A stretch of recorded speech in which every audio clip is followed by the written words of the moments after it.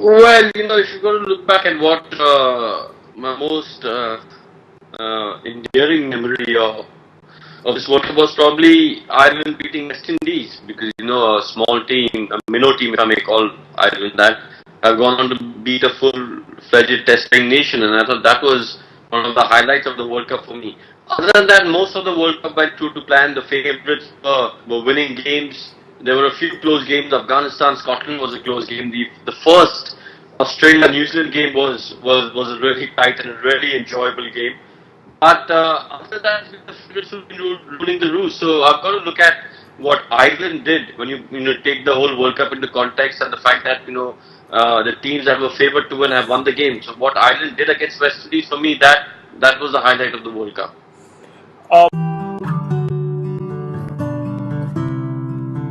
Well, again, pretty much the same. The fact that there weren't too many upsets, it didn't make for too exciting a World Cup. If you look at the games that were played, there weren't many games which were really humdingers, really close games. I mean, there were a lot of games played. This World Cup was spread out over a long period of time, and you wouldn't say there were too many close games played.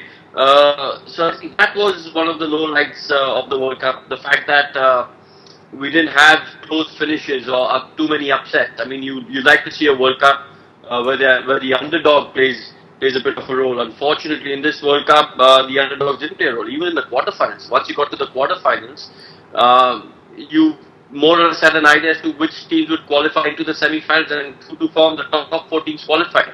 It was only once you got the semi-finals you could say that, oh, okay, any of these teams could go into the finals. But like I said, right up to the semi-finals, the favourites played exactly as they should have, and won the games.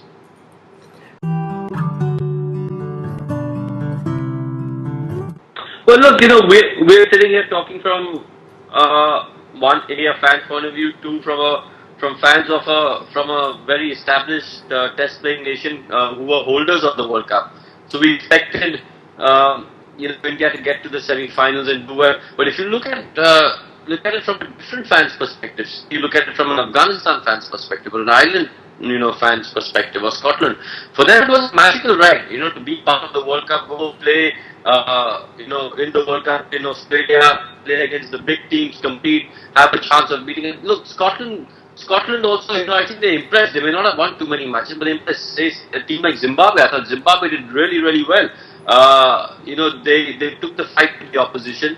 So in a sense, the minnows, to me, the minnows brought a lot of flavour to the World Cup. They brought a lot of character and flavour to the World Cup.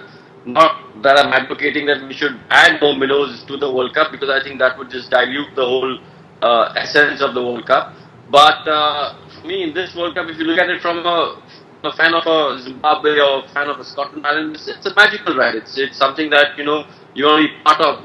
It's like if India ever goes to a football World Cup. If India ever qualifies for a football World Cup, believe me, a lot of Indian fans will be there enjoying the fact that, you know what, if we pitted against Brazil or Argentina or Germany, if we get smashed, we get thrashed, but we'll still enjoy it. We'll still enjoy the fact that our guys are playing against the best in the world.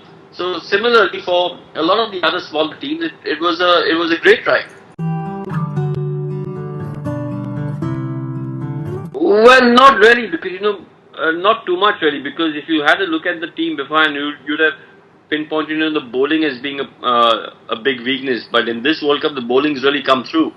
Our bowlers have been fantastic. If you look at the batsmen, more or less the batsmen have also, Virat Kohli got 100 in the first game and then didn't really do too well. But he's not only the future of Indian batting, but he's the current present of Indian batting. He's a world superstar, one of the best players in the world. Unfortunately for him, he had an outstanding test series and then started the World Cup well, but then tailed off a little bit. You look at someone like Ajinkya Rahane, again, the future of and present of Indian batting. So there's not too much that you'd obviously change.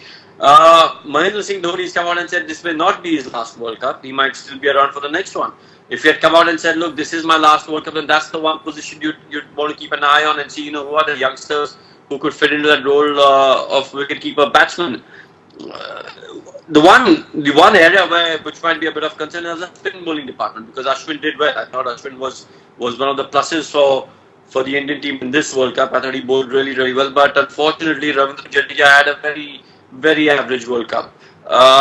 So look, that's one department you keep an eye on. Try and see what spinners are there. Especially say someone like Ravindra Jadeja who can bat a bit. So what are the spinning all-round options that we have in domestic cricket who can make the jump up and play international cricket? That's probably one area where you keep an eye on.